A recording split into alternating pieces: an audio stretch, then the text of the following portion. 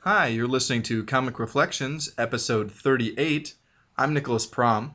And I'm Jeff Barnhart. Today I'm clad in faint orange. Yes, Cause it's apparently it's clobbering time. Oh, yes, I it's should have always clobbering time. let you have that line. I'm so sorry, No, Jeff. that's fine. Yeah. So We on thought it that, up. So before we get onto the books today, on that very subject, I may need to make a correction. Last week, you asked me if Franklin Richards ever grew up, hmm and I said that he did. Wrong. He's not grown up. My memory was faulty. Okay, Fantastic Four is a book that's been going for 50 years. right. Okay, and I'm pretty well versed in about the first 30 years of that. And then we get fuzzy because, well, frankly, it's not very good after that. Okay. Unfortunately, it's real spotty after that. But I was remembering Franklin as an adult because in the 90s, there were two spin off books that lasted for a brief period of time, uh, Fantastic Force and the Fantastic Five. And those were both books that took place in the future. And in those, No. Franklin was an adult. So that's what I was remembering. Don't read those, they're not good. Oh. Hmm. Actually, no. The Fantastic Five was kind of good. Who is the fifth? Franklin. Franklin was. Yeah, and I can't remember, one of the original four was dead, and Elijah the Skrull, I think. It's been a while. Okay. So, but anyway, let's talk about these books. We've got Avengers number 162, written by Jim Shooter, and with art by George Perez, and I'm really thrilled to look at his art again, because it's beautiful. And this story is The Bride of Ultron. Jeff. Yeah. Okay. That's a takeoff on the Bride of Frankenstein, which is a great movie. It's one of the greatest. Yep. It opens up and the Vision, Captain America, and Scarlet Witch are dead. That's a shocker, Rube. Yeah. It's one of the things about reading it like this is that, oh, are they dead? I don't know. So So it it's adds some suspense because I don't know if they're dead or not. So did they kill them off in this time? I have no idea. I yeah. don't see the Vision very much anymore. Not that I'm not reading. Current comics. Yeah. Yeah. So Um, but and it was in Battle with Ultron. hmm Okay, and the remaining Avengers, I think it's Thor and Iron Man and is it the Beast and Wonder Man? I think so. Oh, my memory is good. hmm Yeah, so quite a powerful quartet of Avengers remaining, and there's kind of a subplot with Hawkeye. He's working at a dude ranch now, and didn't answer the call because, well, he missed the call Yeah. basically. Yeah. Who's the cowboy? One of them is I think it's either the Two Gun Kid or Yeah. one of the other Western characters that Marvel had, and apparently they've time traveled. I don't think it's a rawhide kid. Because he mentions the Rawhide Kid. Yeah, and Yeah, Kirby. yeah. Yeah, So so that's right. So I think it's the Two Gun Kid. But yeah, apparently, so there's a cameo there. yeah, It's incidental to the story. It's basically just explaining like, hey, how come Hawkeye's not here? yeah.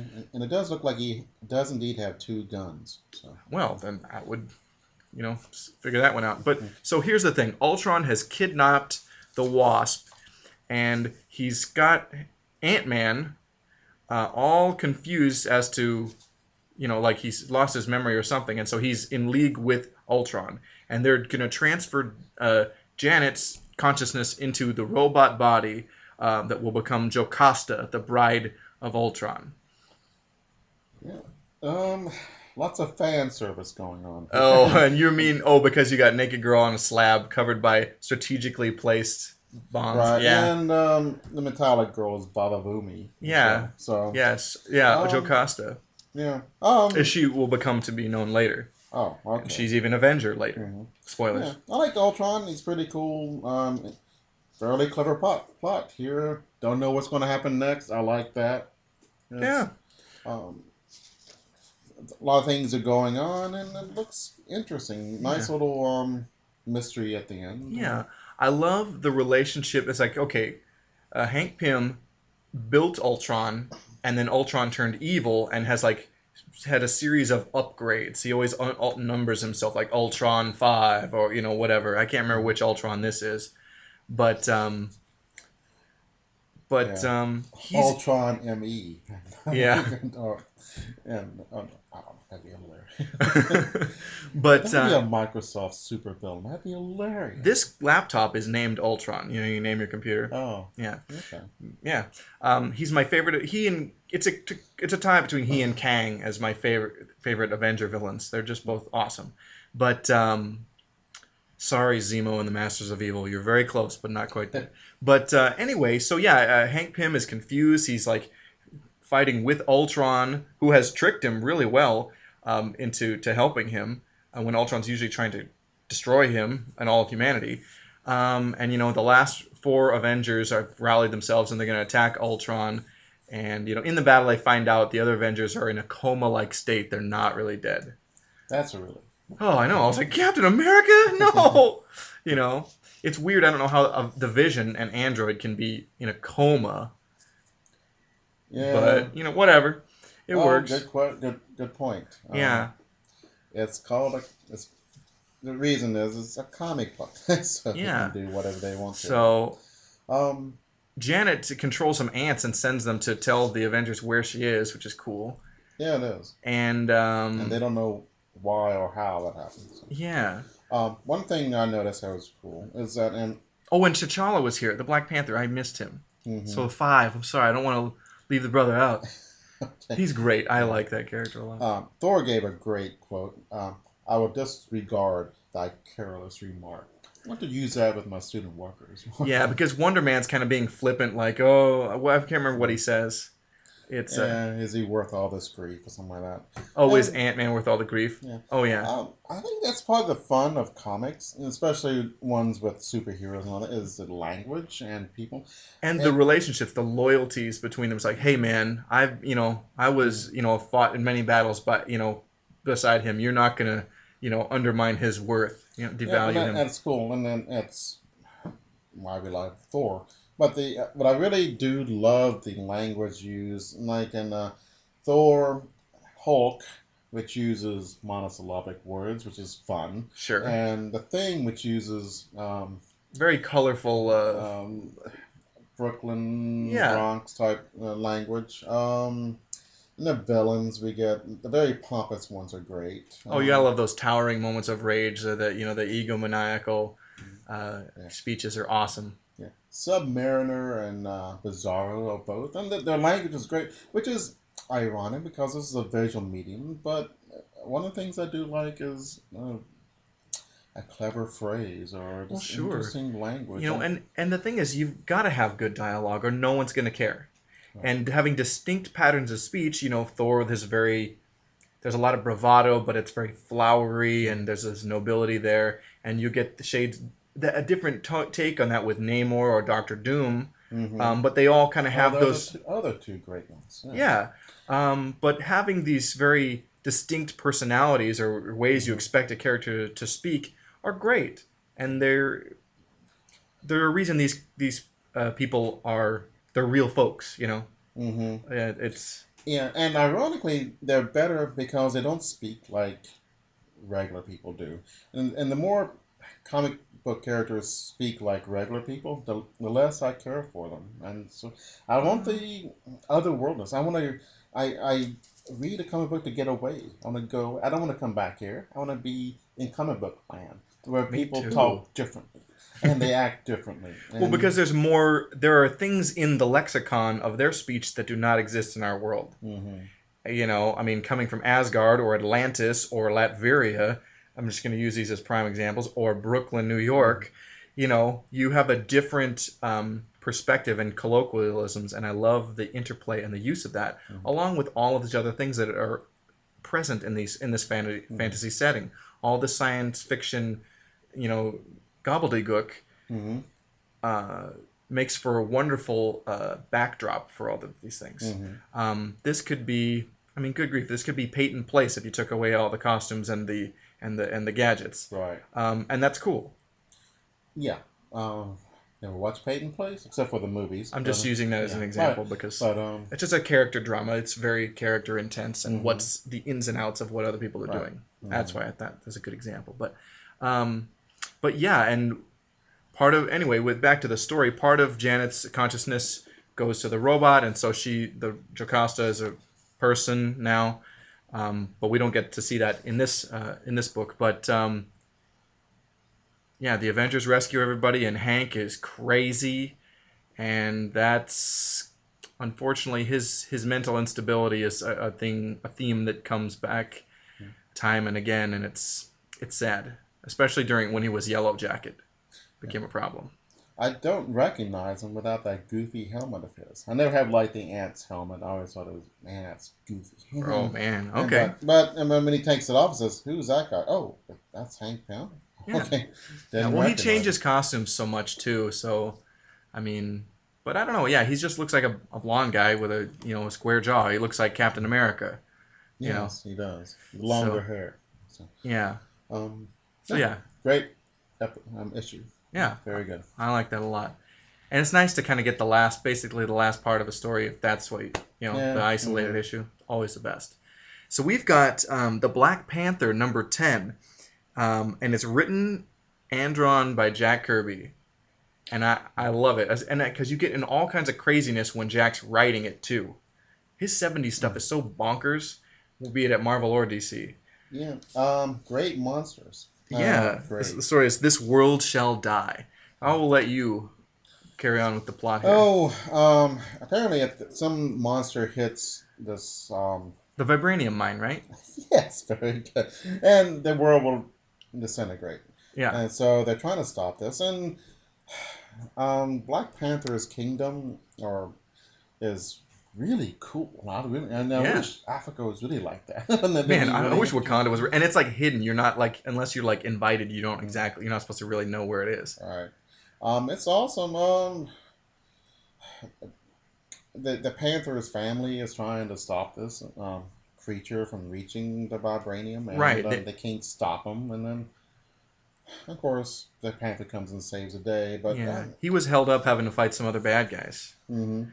But yeah, this guy, he had been a person, but then he was something, the exposure to the vibranium mine or something caused him to become this monster. Like, Yeah. and it's really powerful. And it's like Black Panther is like superhuman at a like Captain America level, like peak human, Mhm. condition. I mean, like he's got tracking skills and like kind of sensory stuff, but it's not like he's invulnerable. Mhm. Yeah. Um, This is the character is like a zombie. The bad guy yeah, is like a zombie because he moves slowly, but it increases the tension. And he's yeah, coming there, and he's not being able to, they're shooting, they're using tanks against him and all sure. kinds of stuff, and it's not working. And it's Well, kind of yeah, and I like it. He's a big monster that's like he's just slow, but he's just like this behemoth that's just gonna you're not gonna stop him. It reminds me of all those great old monster movies from the '50s, mm, and the '60s too. yeah. That was interesting. They froze him with liquid nitrogen. And it That's slowed him cool. down. Mm-hmm. I'm surprised that they didn't just throw a rock at him after that, Yeah. but it didn't freeze him solid.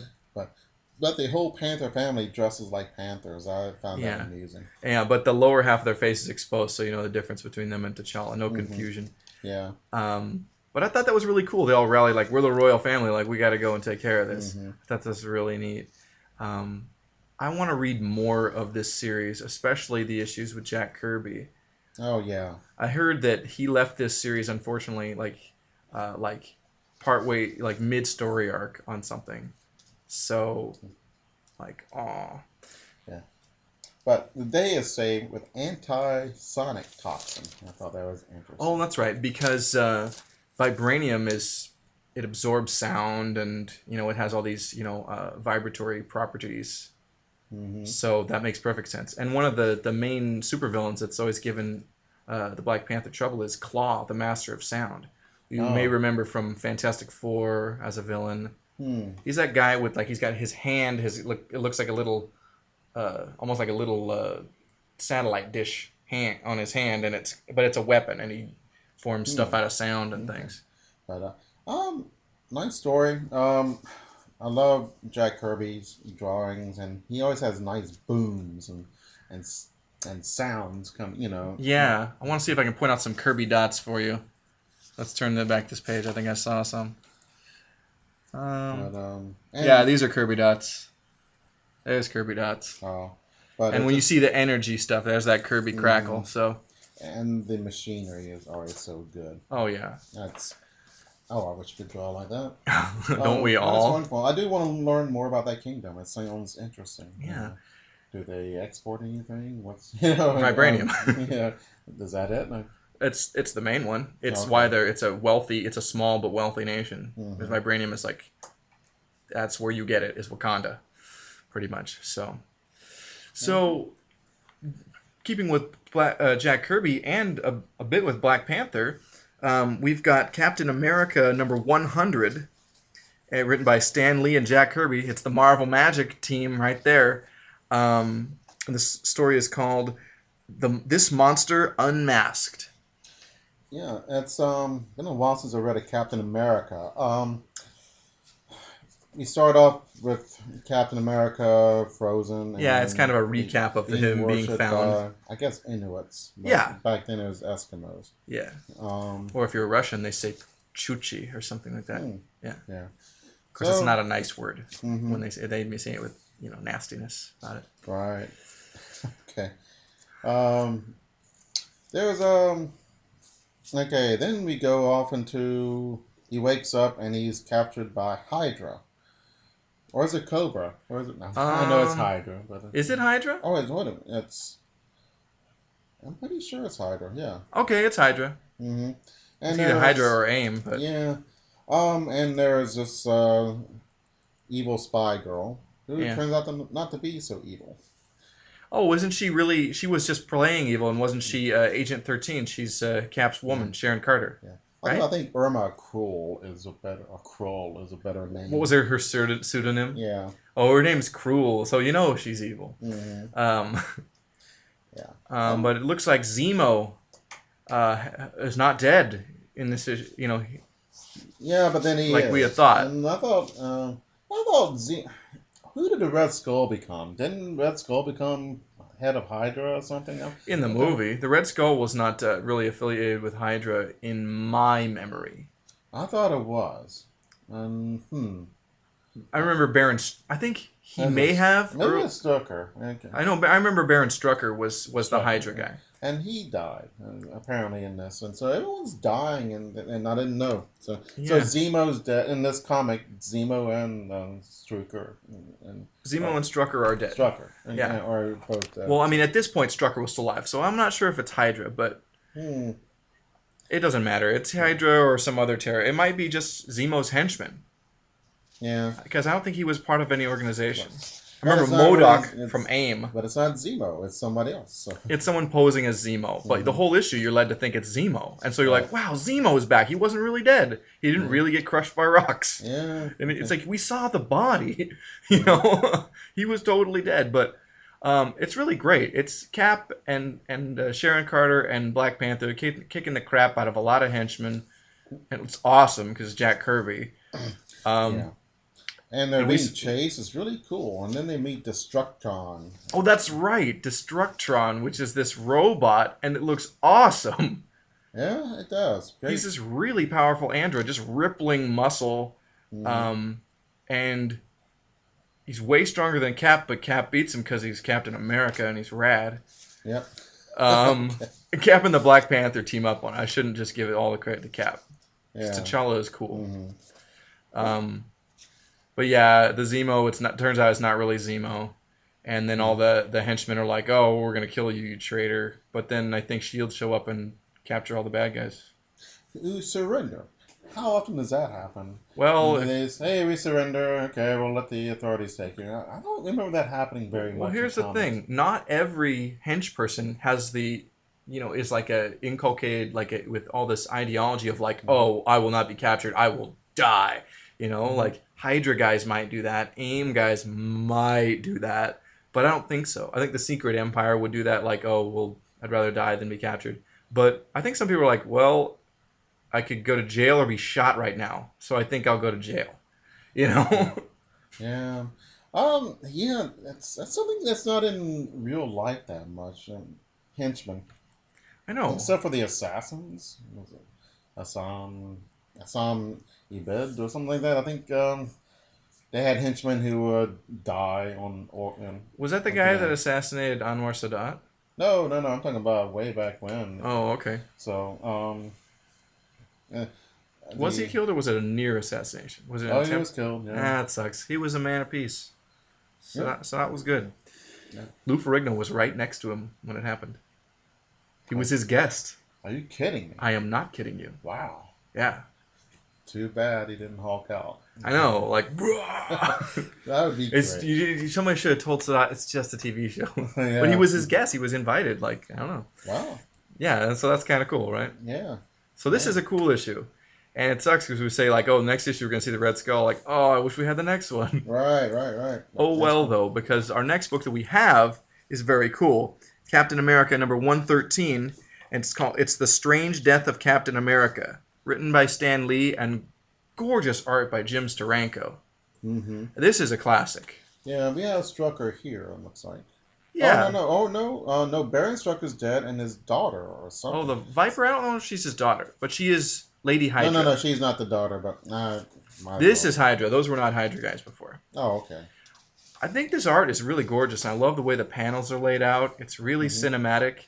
But I want to turn back, like looking at page, whatever page that is, but also to turn to page 5.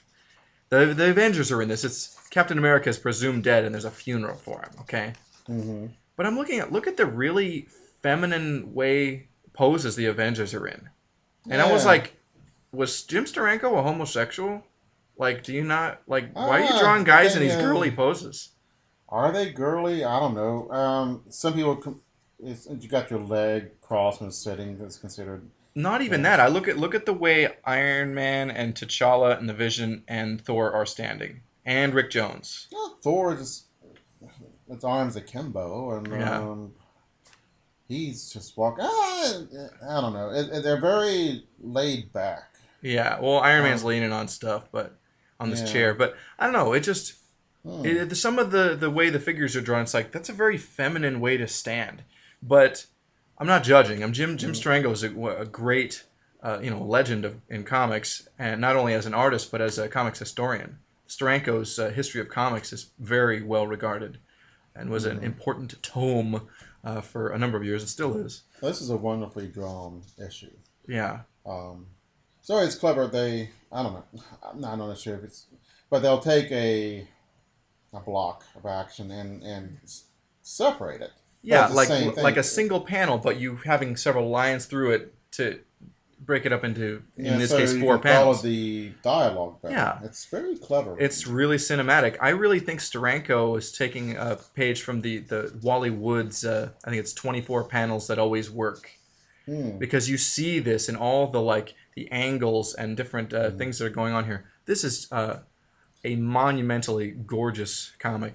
They bury Captain America because he's um, killed. And the page of his burial is just wonderful. The candelabra is just gorgeous. Yeah.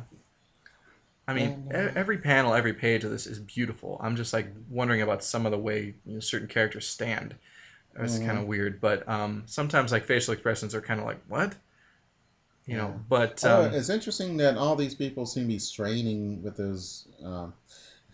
his casket, and you would and think that there would be nothing for these guys. well, I think it's really funny because you got as pallbearers, you've got on the left side or right side of the coffin, you've got the Vision, uh, uh, Nick Fury, and Hawkeye, and then on the other side of Iron Man, the Black Panther, and Thor. And it's kind of funny, like, wouldn't you kind of even it out by like guys with super strength or Mhm. like transistor power, whatever. But Right. I mean, I Yeah. don't know. It's like, And the casket contains a dummy because they couldn't find the body. yeah. But let's talk about the plot of this story. Cap's presumed dead at the hands of Hydra, and they have this funeral, and it's pretty beautiful. And man, it's gorgeous when we see a panel of Viper, Lady Hydra, and she'll be just smoking a cigarette, and you see the smoke coming out. It's Yeah, it's and, very film noir. and she has a Oh, long filter, a cigarette holder. cigarette holder. Yeah. Hello, Mrs. Penguin. Yeah.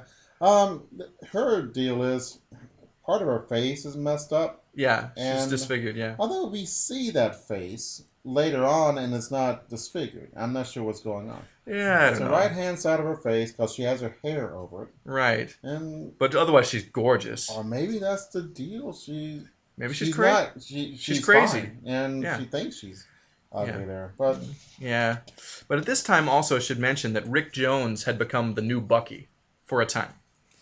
And mm, he was like, the basically the Avengers sidekick. He's their Snapper Carr, that's for the Justice League's, kid sidekick. yeah, Although Rick is definitely cooler than Snapper. okay, In the center spread of this book is a huge splash panel of Cap revealing he's not dead and fighting Hydra agents in a graveyard.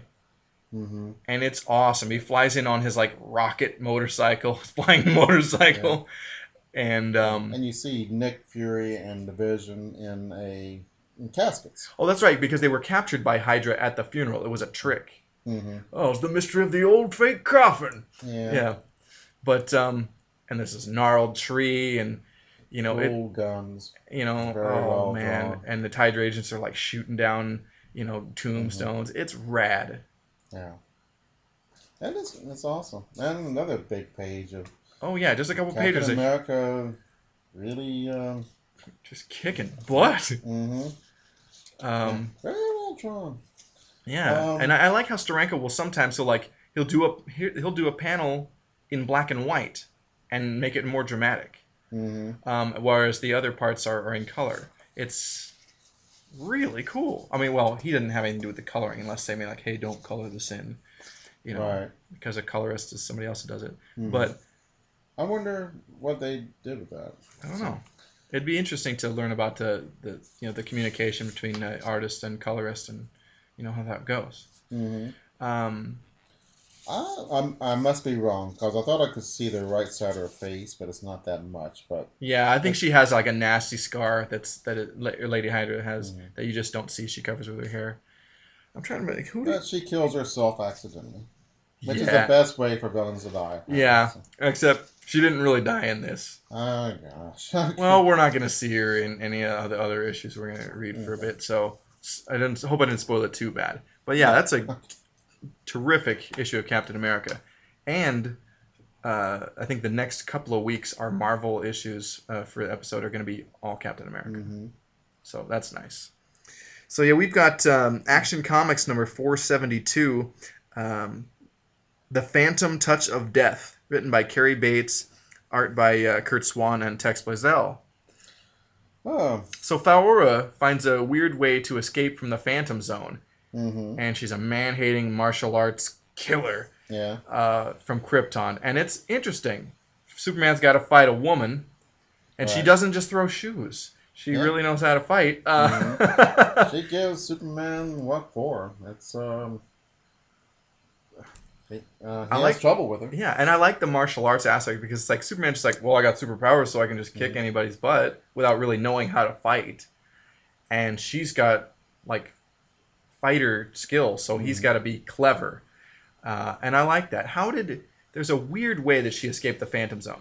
She somebody had lost their wife, and he was trying to get to the spirit world and got her instead. Yeah, instead of using a medium to establish contact to the spirit world, he contacted the Phantom Zone. And this poor widower, his love for his wife, somehow she was able to have contact with him and bring something like Kryptonian that he could steal from Clark Kent, and find a way to use that contact to bring her into the world. And I thought that's actually really clever. It's like, wow, Cary Bates, you're not sucking too bad on this one.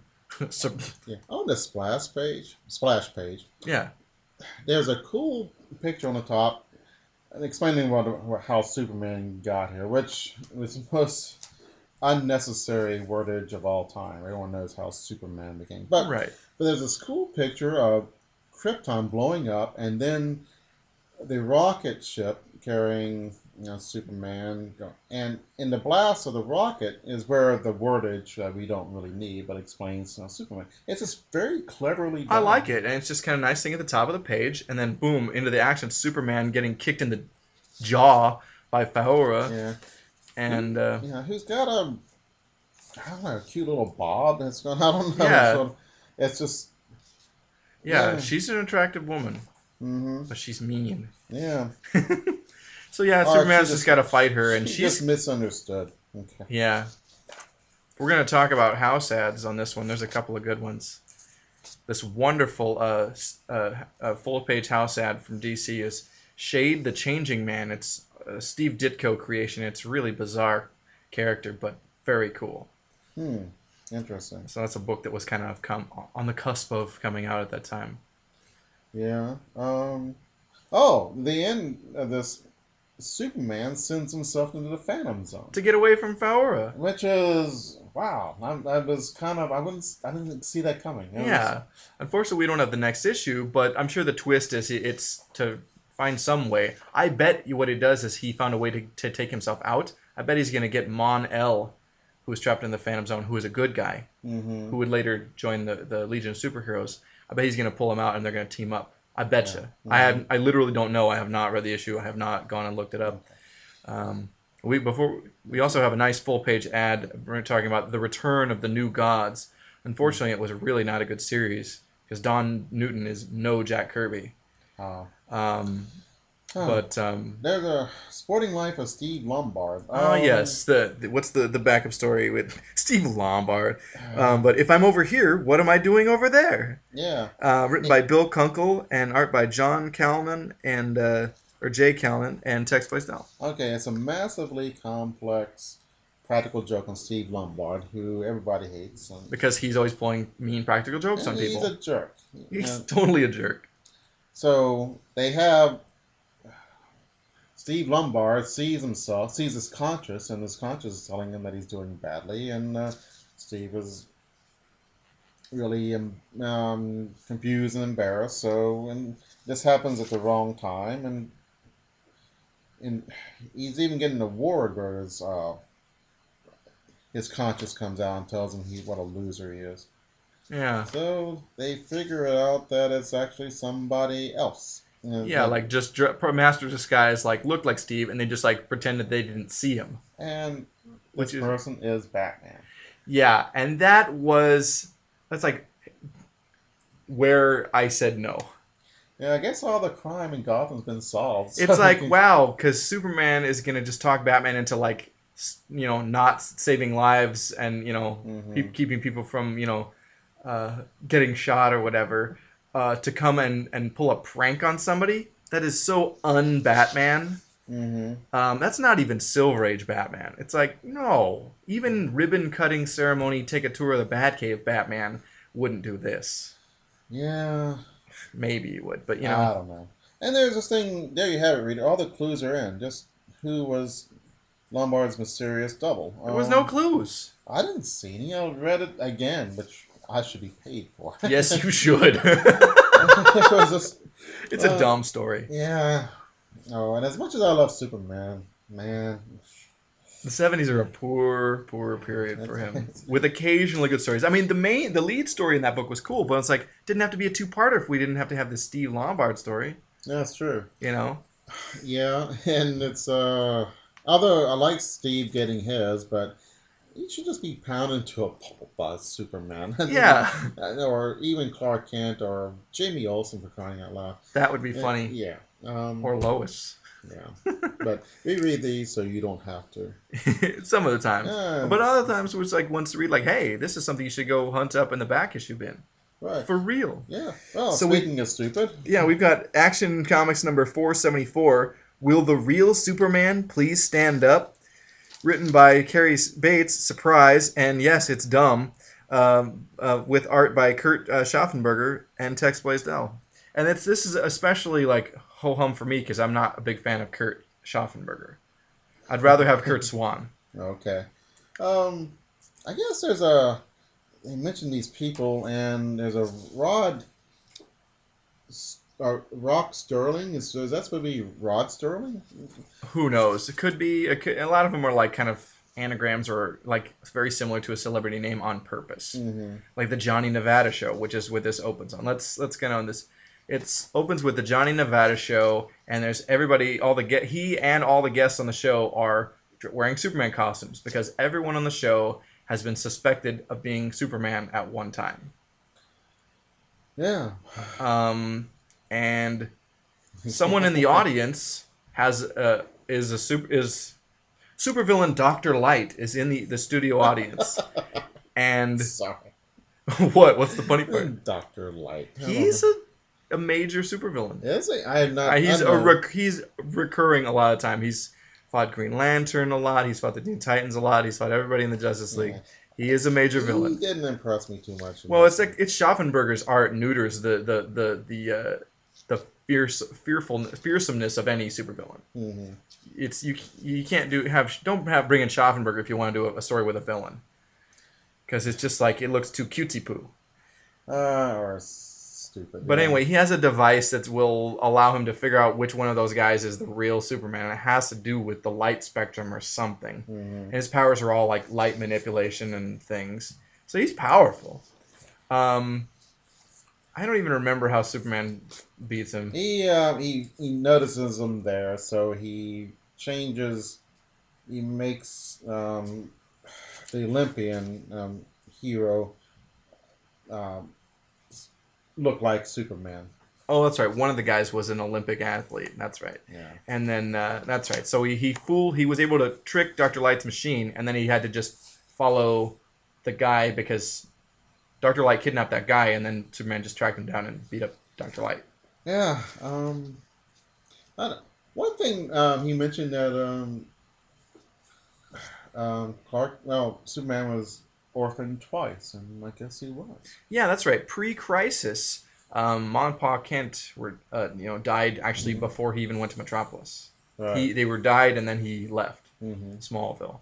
That's kind of a nice little touch. It's Yeah. sad. Yeah. I do like the post-crisis stuff where they incorporate Ma and Pa Kent, and he goes and visits them, and he goes to Pa for sage advice.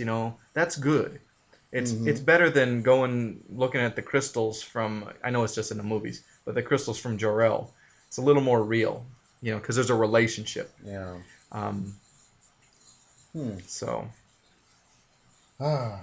yeah, Okay. that's pretty cool. Was there a backup story in that? Do we yeah, care? It was awful. Not for the money. I didn't really understand it. Oh, it's one of those private life of Clark Kent stories. Yeah. Oh yeah, it sucks. It sucks. We don't need to read it. Oh, it is where he does. I've been orphaned myself twice. Yeah. And he wins the lottery all the time. Clark Kent does, but he gives his money to the orphanage. And some guy who's the lottery vendor is trying to trick him into giving them the winning lottery ticket. How did he even know he had it? I don't know. Yeah, that's. And who cares? It sucks. So we've got Action Comics number 477, The Landlords of Earth, and this is written by Jerry Conway, who is great comics writer, and art by Kurt Swan. Yeah. It's a pretty good lead up to in a multi-part story, which we don't have the next parts. Yeah. I have some questions. Hopefully, how does Clark keep his job as a anchorman? Because he's always running off and all that stuff, and that's Yeah, it's impossible. It's like this is why it becomes really impossible. They wanted to change things up and modernize Superman in the 70s, so they made him TV anchor and they made Kryptonite go away. But those things suck. The GBS cast are mostly stupid. It's like the Lois and Jimmy and Perry being where are they? Isn't good. They took away a lot of the elements of Superman that made it really cool. But the fact that they're not present very much in the 70s means when they realize that sucks, that's kind of revitalized and great when you see them again. Mm-hmm. But yeah, I mean, as a reporter, you're out reporting, you're hunting up news story. That's a perfect secret identity, really, because you can just get away. There are great ways to write that. But it's like, let me just cause a blackout and I'll run away or something. That's what? Exactly how does he keep his job? Yeah. It's crap. Yeah, it's irritating. Yeah, I read this. I'm not sure what happened. It's kind of confusing. Superman got fat, which is I always like. Oh, that's right. Earth has landlords, and who knew? Jerry Conway. Yeah, it's I don't know. It's kind of goofy, but he's captured and Superman's captured and sent to another planet, The and moon. The landlords of Earth live on the moon. on the moon. Yeah, that's sort of. And they're like, well, we're going to destroy the Earth because it's ours, man, but you get to live. And then he's not happy about it. And that's how it kind of ends and leads into the next part of the But he story. does meet a lady friend who wants Yeah. to make him her king. Man, I mean, he gets that a lot. Yeah. So this is borrowing. It's got some Silver Age kind of elements that are good.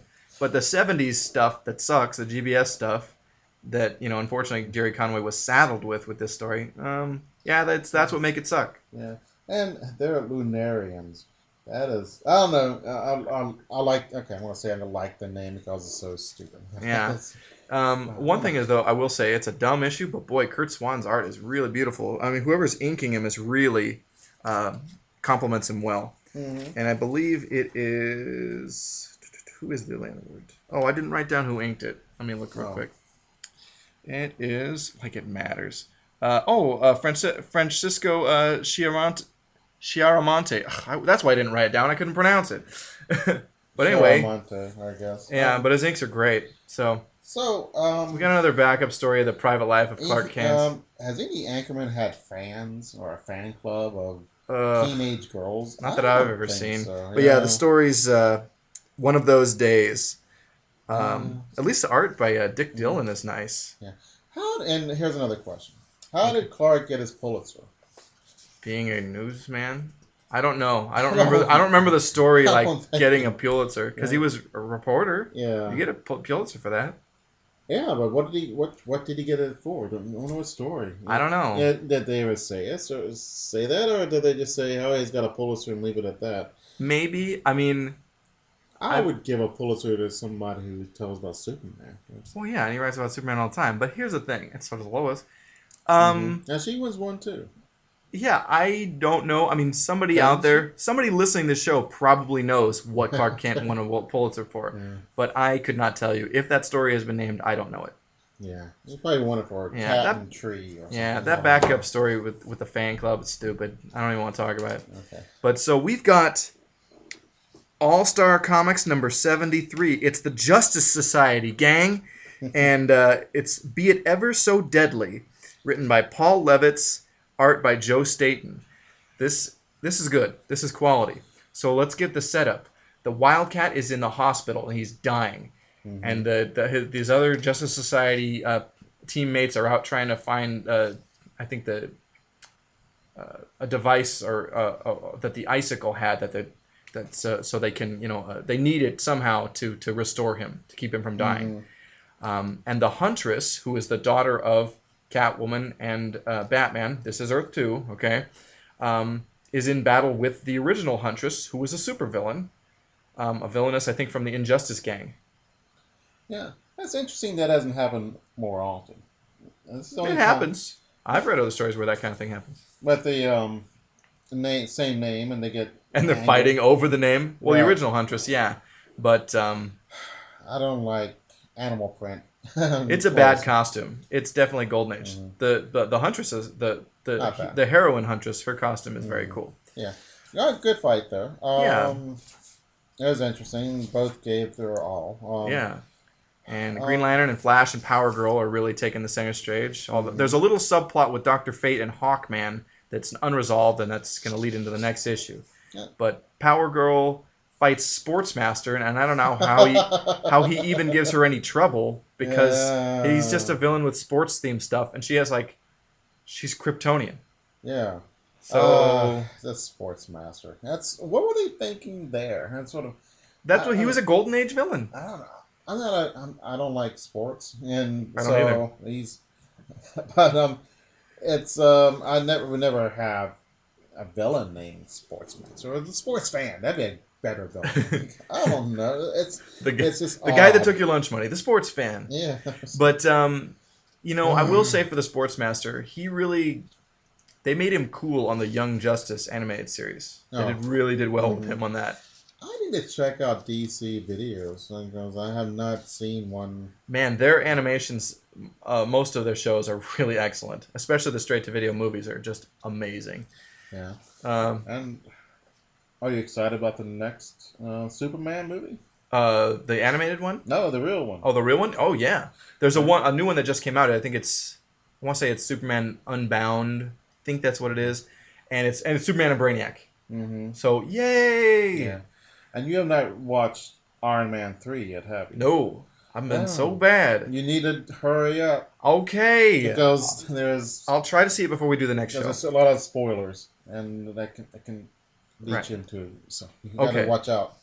Okay. Um. But yeah, so anyway, Green Lantern and Power Girl catch up and they fight these members of the Injustice Gang. The Thorn, who has gone to try and kill the Flash's wife, Joan Garrick. I don't know why she's doing that, but Because she can, apparently. yeah. That's what I got out of yeah. it. So we're only seeing only three, but three members of the Injustice Gang, and it's the Thorn and the Huntress and Sportsmaster, and they're all evil and they're trying to they want to keep the Justice Society from saving Wildcat, but they don't. Yay!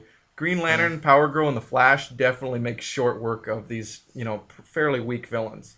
Well, the villains gave him pretty good trouble, it seems like. They did. And then, Yeah, I will credit Paul Levitz for that. It's like, how do I make it seem like these villains with hardly any power are given a hard time to Green Lantern and the Flash and Power Girl? Not cleverness. Yeah. Yeah. Let's see. Dr. Fate and the other guy went to Hawkman? went to the Green Pyramids. I didn't understand that. Yeah, that's gonna be in the next issue of that. But hey, they saved Wildcat. Yay! Yeah, okay. So I like Wildcat, but an unfortunate cowl. yeah, with the cat jowls or whatever cheeks on the face. Man, It's kind of bad, but he's just such a cool character. Mm. Let me talk about animation for a minute. Mm-hmm. There's a really fun Batman cartoon show called Batman Brave and the Bold, and it's played a little for laughs, but it's a very smart show. It's not dumb at all. And it's all Batman teaming up with various heroes in the DC universe, and Wildcat's on there several times, and the voice is R. Lee Ermey. Oh my God! It is perfect. It is so awesome. R. Lee Ermey is the drill instructor From Full Metal Jacket. Yeah, and he was hired for Full Metal Jacket because he's a real drill instructor. Yeah, and during Vietnam, and he was just there to help out, and he's showing them how it's done, and Kubrick says, "Well, I'll have him do it instead." There's another actor who was hired for that. Yeah, but Ermey was so perfect. Mm-hmm. I like him. Great voice, and he's perfect as the Wildcat. Man, okay. See, now you're gonna have to see that show. Yeah, okay. So our next book is, and we're still playing around with Justice Society and Golden Age heroes with this. This is All-Star Squadron number 48. Now, the deal with the All-Star Squadron is it's not just the Justice Society, but it's the other Golden Age heroes basically fighting in World War II. Mm-hmm. That's the whole setup of this book. And this story is Camelot 1942. Now, the Shining Knight, Sir Justin, of the Seven Soldiers of Victory, is the bodyguard of Winston Churchill. Yeah, it looks like Prince Valiant, which is high praise. It's very well drawn. Yeah. Oh, I love the art. Let me see who wrote this. Roy Thomas wrote it, and art by Mike Harris, which is very good. I'm unfamiliar with his work outside of this, but it's nice. Yeah, here's something. It says on the splash page. I'm going to quote this. The tip of the hat to Mike Barr and Brian Bolland, who created their own quite different, quite beautiful truth. They're talking about Mike W. Barr and Brian Bolland. They had a 12-issue limited series in the 80s called Camelot 3000, and it was King Arthur in thousands of years later, and so it's mixing this Knights of the Round Table with all this science fiction stuff. And it's pretty well regarded, critically praised, cool thing. I have the issues. I need to sit down and just read them. Okay. But so Shining Knight has got something that he's looking for Camelot, or thinks it's there in the 40s. It's weird. He finds King Arthur, and King Arthur decks him. Yes, something is amiss. Mm-hmm. But the other plot that's happening, there's two stories going on in this, is that the Hour Man, Robot Man, and Firebrand, and Dr. Fate are they're coming over to England to meet Churchill for some reason. I can't remember why. Churchill asked him to come over Oh yeah, good to read. look for The Shining Knight. Shining Knight. That's right. Sir Justin is very cool. Um, And we meet the Black Hawk Squadron. I love the Blackhawks, and I'm so glad to see them in this. Mm-hmm. And in an upcoming episode, maybe in a few weeks, we'll actually have a couple issues of Black Hawk to talk about, which I'm very excited about. I love those characters. Yeah, the Battle of Britain is raging, and our heroes fly into this bomber mission. The Germans are bombing London. Not bad looking bombers. Yeah. They're well drawn. So here's the kind of the thing. Firebrand, or the Hour Man, is kind of wanting to romance Firebrand. She's this hot chick, and she's got superpowers. Well, everybody else on this trip that's with him can fly, and he's feeling kind of useless. Yeah. It's like, I can't. My dope that I take that gives me powers doesn't make me fly. So he's feeling kind of lame in the presence of Dr. Fate and Robot Man and stuff. Yeah. Maybe he needs a wardrobe change. I like Hour Man's costume. I think it's cool. The cape and the hood. I don't like this where it's Dr. Fate has his half helmet instead of the one that covers his whole face. I understand it was done, they changed it in the Golden Age because they wanted to show expression or whatever, but he just looks cooler, and he looks ominous. He doesn't need to look like your pal. Yeah. We get to meet Winston Churchill, and I'm usually disappointed about when real people are in a comic book because they don't look good. Yeah. They either change them, it's drawn differently than where the fictional characters are drawn, Sure. so it looks weird, Yeah. or they're not drawn well enough to look like them. The likeness is okay in this. It's not great. I could be Archie Bunker. No. Yeah. And this one doesn't look like him at all. In another, yeah, that's right. Really, There's one, the panel where the likeness is good. You can tell they just took a nice photo of him and just looked at it and kind of did it. That's hard. It's hard with real people, And Mike Harris, I do know this is early in his comics career, so I will cut him some slack. Yeah. But this is always this way. I never said, "Oh, that was a great depiction of FDR. This is a great depiction of I don't know whoever." But regardless of how he's drawn in this, I think it's a pretty good portrayal of Churchill. I'll give you that. Yeah, well written. And it's cool that these Justice Society heroes meeting the Blackhawks and fighting each other. And so we go back to the other subplot of it with Sir Justin and Camelot, and our heroes have to fight Merlin, and that's pretty cool. But he even beats Dr. Fate. Yeah. Which is crazy. Yeah. But it turns out it wasn't really Merlin, and it wasn't really King Arthur. It was none other than Wotan, who was basically Dr. Fate's arch nemesis. He's an evil wizard, Yeah, that was a big surprise because I don't know who Wotan is. But that's kind of all right. It was well done. Pretty cool. Yeah. There's a nice splash page. Yeah, well, there's a couple of pinups. Dr. Midnight. Yeah. With an owl and a Golden Age Wonder Woman and Green Lantern. Oh. Yeah. Oh, these are cool. Yeah.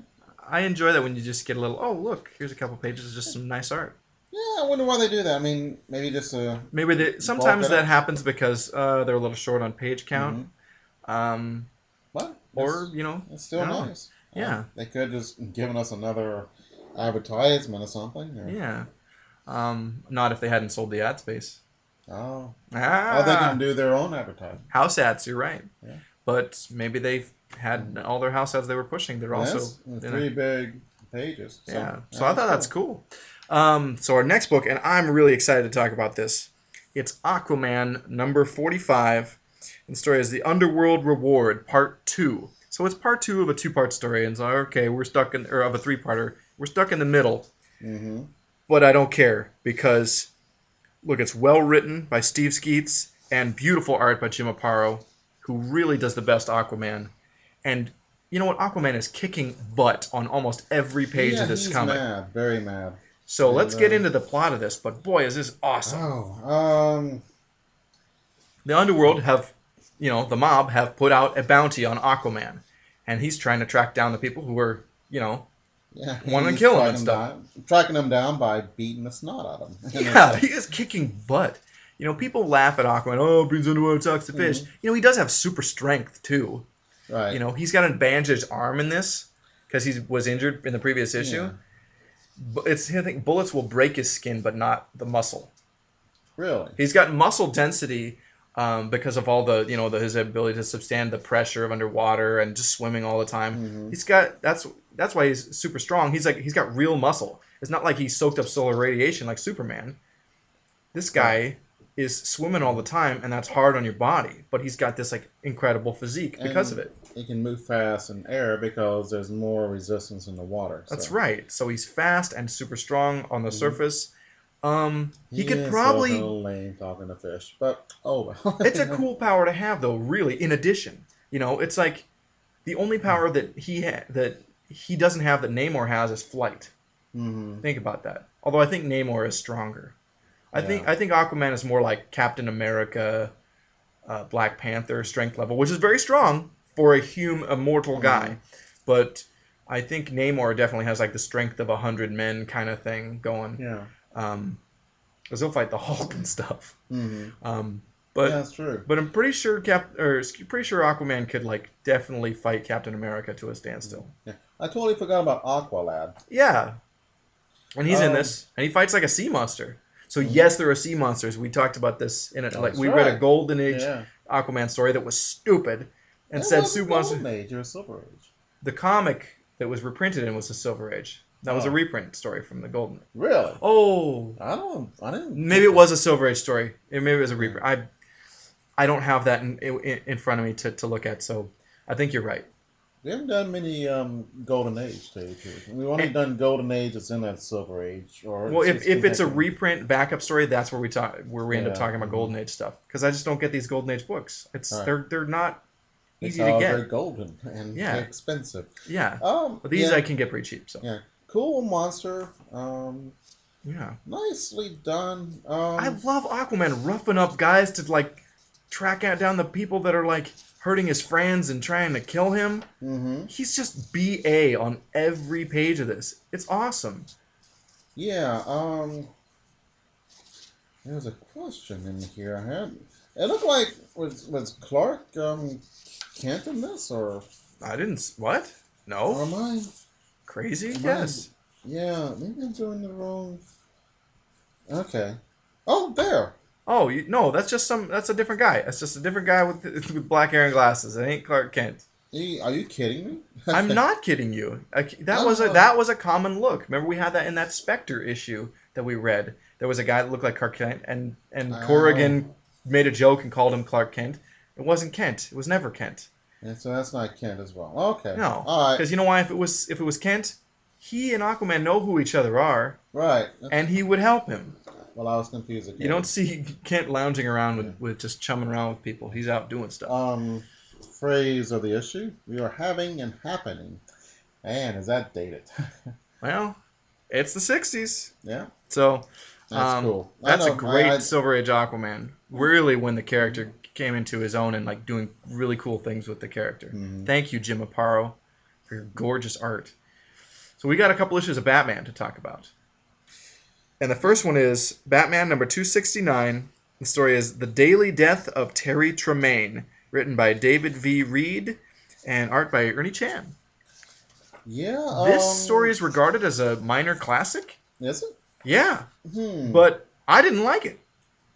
It was okay. I was annoyed that they mentioned weapons and kukris and which didn't look like kukris. Yeah, that's the nerd in me. But let's talk about the plot though. Yeah. Oh, okay. These people are getting killed, and they have a car that says Terry Tremaine. And it's just complicated. They're getting killed every day, one Terry Tremaine a day, but they're not Terry Tremaine. They're just labeled that. And it's all somebody wanting to get their hands on this loot from a will or something, and Yeah, it's something lame like it's that. complicated, and mm, Detective stories often are. yeah. I mean, this feels formulaic. Like, okay, it's. I was kind of confused at it. But And then Batman meets this chick named Terry Tremaine. yeah. She's pretty foxy. Mm-hmm. Wayne even ends up romancing her a little bit. Right. Now it's pretty cool. I think it's weird when Some of the stuff is really well drawn. Yeah, Some of Ernie it's Chan very is good. nice. It's one of those with one of the big surge of Filipino artists in especially at DC in the I 70s. have never heard of this phenomenon. We've Okay. mentioned it on the show before. Have we? Yeah, like Ernie Chan, Alex Oh, Nino. okay. Uh, there's plenty of others, but those are the two that immediately spring to mind. Um, but That's kind of okay. there's a weird scene where when Batman is in his costume and shows up disguised, I always think that's weird. He's got like a cloak and a hat and like an Oliver Queen beard on that he Yeah. tears off and then fights the bad guys. It's like, Hmm. what? I Yeah. I don't know. I don't know why it reminded me of.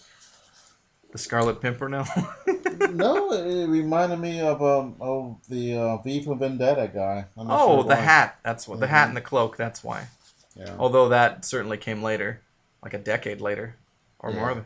Or 20 years later, maybe. Who Well, knows? this is I think 72, and that was mid 80s, Okay. early to mid 80s. So yeah, Yeah. it's like a decade later. But I think it's kind of cool how Batman, like that. So these bad guys were shooting all these blow darts at him, and Batman uses like these like iron plates or something to like kind of protect himself. That was really cool. But the resolution of the story is just kind of like, it's Murder She Wrote. It's like Hmm. Batman. It's Jessica Fletcher in Batman mask. Yeah. Yeah. Um. Well, they dedicated to Dashiell Hammond. I thought that was Like nice. and Dashiell, that's nice, but it's like Dashiell Hammond be like, this story sucks. Yeah. At least to me, it's okay. All right. Although it had me fooled, so I'll give it that. So Yeah, I didn't see it going there. I did like it better than this other one, which I think, and it's Batman number 272, and it's the Underworld Olympics 76. David V. Reed is still writing, and art by Jose Luis Garcia Lopez and Ernie Chan. Okay. Um. I have nothing written on this. I just read it, and it's an intriguing idea. The mob, they've all around the world, organized crime. They're placing bets to like like about crimes and heists being successful, and then Batman gets involved and like, oh, what are the odds of Batman beating Right. them? And they're getting Yeah. points and stuff. Yeah. It's If you as I care said, about the Underworld Olympics, this is Olympics. gonna seem cool. Oh, and I don't care about Olympics, and this could have been done better. I just didn't care. The Or concept is cool, but but would I really want to read this? No. yeah, they messed up somehow. The rules were kind of weird, and so you And they didn't seem kind of think that arbitrary. right. They're like, oh, you lose points because whatever. Yeah, and tell us this beforehand or something. And Yeah. uh, fairly well drawn. But the competition with organized crime, it seems weird they would make a game out of it rather than just business as usual. Mm-hmm.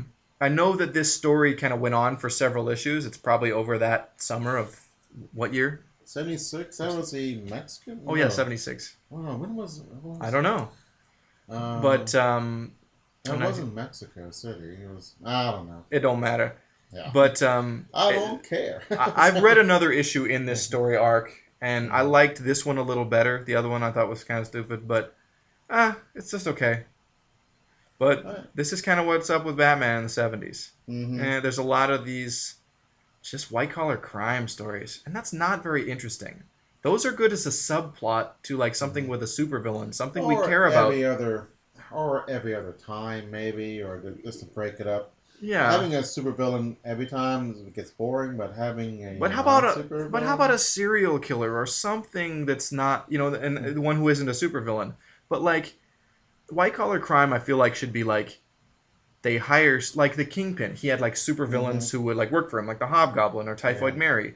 That's cool. And the Kingpin, he's a non-super villain. He doesn't even. No, I guess he has super strength. He's very strong. Yeah. Yeah, but But I I mean, don't know. when you're doing organized crime, it's like you gotta find ways to make this cool. That And they Aquaman do. story was rad. This I Yeah. thought was dumb. Mm-hmm. So it can be done right. It just said it tells you that Steve Skeets, who wrote that Aquaman story, is a better writer than David V. Reed. And Yeah. I'm reading some other David V. Reed written stuff, and I'm like, you know what? His Batman, the dialogue doesn't sound like Batman to me. Right. Um, I think it's just kind of crummy, actually. Yeah. Yeah. Okay. I know a little bit about swords and all that, and then you mentioned some in the book. They mentioned some weird swords from all over the place. And Yeah, if, if you looked it up, can you not look up and how to draw them? And it was kind of they're really distinctive, yeah. and you could tell them a mile away, and they take this concept and do nothing with it. Yeah. I find that Oh, in the irritating. previous issue where the guys are in the Terry Tremaine story. Is Was that it where that? that was the Yeah, Terry yeah, Tremaine yeah, story? yeah, yeah, yeah. But Sorry. But no, it's I've already okay. forgotten this one because it's so inconsequential. Yeah, So, that's yes. but, But I would agree. But remember, in the '70s, you're like, do I have time to go to the library and look that up? you had time to find out the name of them, Yeah, and in a big dictionary, there is a name, and there's usually a picture there of what it looks like. sure. If you're not going to do the research, then don't do it at all. I I would. mean, I'm not I trying to agree say, with you. right, Okay, I'm just. but I'm saying, it.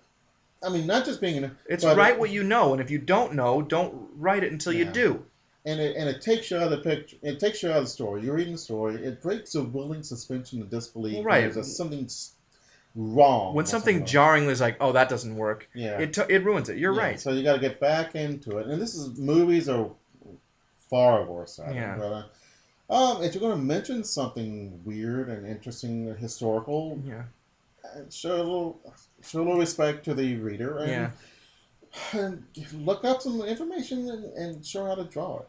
Yeah. It's, they drew one thing correctly, and the other things were not. Well, and the things are they were cool, and they could have made a whole splash page or a whole, even a splash page on the one weapon because they are bizarre and mean looking. oh, like one of And- those curly looking knives, you Yeah, know. they had one of those, but they didn't show it very much. And the crew creek goes this way because it's used. I can't. No one can see what you're doing. But the kukri is it curves forward to chop off limbs Yeah. and tree limbs and human limbs. And Yuck. by the little Gurkhas from Nepal, and it's pretty dang awesome. I think I may have seen that. Yeah, that's pretty cool. It's It looks like a club with like a knife kind of coming out of the end, right? Like at the top. it's a big knife. Yeah. Yeah. Yeah. And and that's It's a knife interesting. on a stick, right? No. No? I'm thinking of something else. Yeah. Okay. I think you're thinking of the glaive or something like that. But, Yeah, those are but pretty it's cool though too. But the world is an interesting place, and there's lots of facts that will make your story more interesting, but use them correctly. Yeah. That's all I'm asking. Well, right. I mean, like you can have plenty of fantasy elements to make up, but if you're gonna take something from the real world, do it right. Right. I'm with you. And, and movies, we're watching like battle boats. They're using Patton tanks, those are German tanks. They didn't have the money to make Tiger tanks, so they use these other tanks. Sure. And so we understand why. You know when they made the Rat Patrol, that TV show, Mhm. they were using tanks that were just left in Tunisia. Are you kidding me? Yeah, at the I end of the didn't World know War. that. So they were really using like souped up and repaired, Yeah. genuine World War II They're all equipment. American, the M7 Priest, but Yeah, interesting little. I don't know. that's part of why the Rat Patrol is so rad. Yeah. It's That kinda is just cool. awesome. Anyway, And had a good villain. The villain. Dietrich. Yeah, he was the adversary, but he wasn't a villain. Yeah, he was the enemy, but he had some nobility to him. He was a Nazi, Mhm. but he wasn't like. No, I think he was just a Wehrmacht officer. Yeah, he was a German officer. Yeah. Okay, but he wasn't technically like a Nazi, like the ideology. He was a man at war. Yeah. Dietrich, I can't remember the last name of the character. It's been a while since I watched that show. Yeah. But that actor Mm-hmm. is like, he's still acting today, and he's like he's been on the soaps for years. Oh and my years. God, is that him? Yeah, that's him. Okay, all right. He's really great. Yeah. He's got the stash now. I think his real name is Eric something. Yeah. It's terrible. I can't remember his name. Uh, To the internet later. yeah. Right. So I think that's the show for today. Okay. So good show. No theme, and we usually don't have a theme except comic books. Yay! So next week we're gonna, for our Marvel books, next 2 weeks actually, our Marvel books are gonna be all Captain America. So yay! Oh, okay. And more Superman and Batman, and we'll I believe also have, I got in my notes right here. I'll just tell you, and also several issues of Arak, Son of Thunder. He's a sword and sorcery hero. Check this out. He's a Native American that was raised by Vikings. Oh! Isn't that the greatest? Yes. That could be the greatest thing or the worst thing. No, it's good. Let me tell you good? it's good. Okay. Because it's created and written by Roy Thomas, who was the best and the main writer for the Marvel Conan books. And those are awesome. Yeah. That could happen. Yeah. It's not implausible. Yeah. They use figures from history, but there are sword and sorcery like fantasy elements put in. But I mean, Charlemagne's in the book. Yeah, cool. It's pretty great. So I'm looking forward to those. I'm enjoying to read them, and that's what I'm gonna have for you to read this week. Some Batman, including a Riddler story. Oh, great! Yes, I know you're gonna be so happy about Riddler. that, and I had fun with this story too. It was really pretty fun. We'll be wrapping up our 70s Superman, and we'll have another Silver Age Superman to talk about. Okay. So, with Mixixpidalic. So, Jeff's going to have a great episode next week. So, that's what's coming. This is us signing off. All right. Have a good day.